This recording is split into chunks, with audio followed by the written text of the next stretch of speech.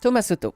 Axel de Tarlet, on parlait la semaine dernière de l'EBE, l'excédent brut d'exploitation. Il devait y avoir un impôt sur l'EBE, les boîtes, les patrons n'étaient pas contents. Le gouvernement va finalement relever l'impôt sur les bénéfices et là du coup les patrons sont contents et nous on n'y comprend plus rien. Expliquez-nous. Bah oui, les patrons sont soulagés puisqu'au départ on leur avait concocté, vous l'avez dit, une nouvelle taxe sur l'EBE. Alors c'est quoi l'EBE? On en a parlé la semaine dernière, c'est vrai, c'est l'excédent brut d'exploitation.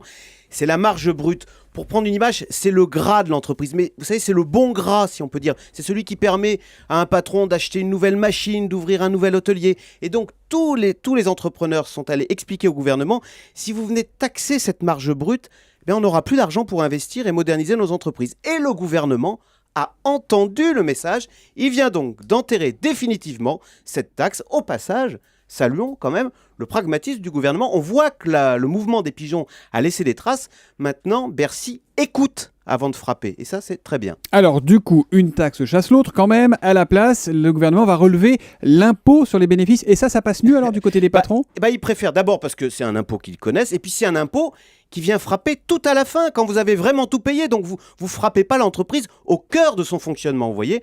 Alors effectivement, l'impôt sur les bénéfices, du coup, qui était déjà 33%, va augmenter d'environ 2 points, si j'ai fait le calcul, si on veut que ça rapporte 2,5 milliards.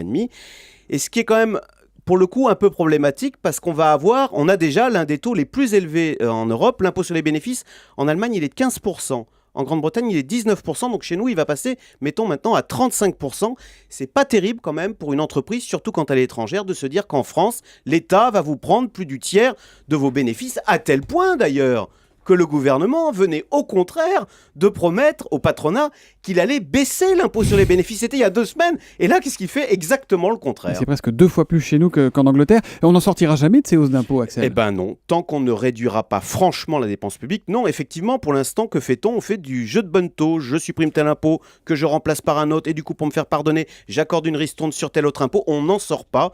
Il faut donc absolument des réformes qui réduisent la dépense. Et ensuite, on pourra alors supprimer des impôts. En attendant, quand le gouvernement supprime la taxe sur l'excédent brut d'exploitation pour le remplacer par une augmentation de l'impôt sur les bénéfices, eh bien, les patrons s'en satisfont. C'est ce que nous dit ce matin Axel de Tarlet sur Europe 1. C'était le Zoom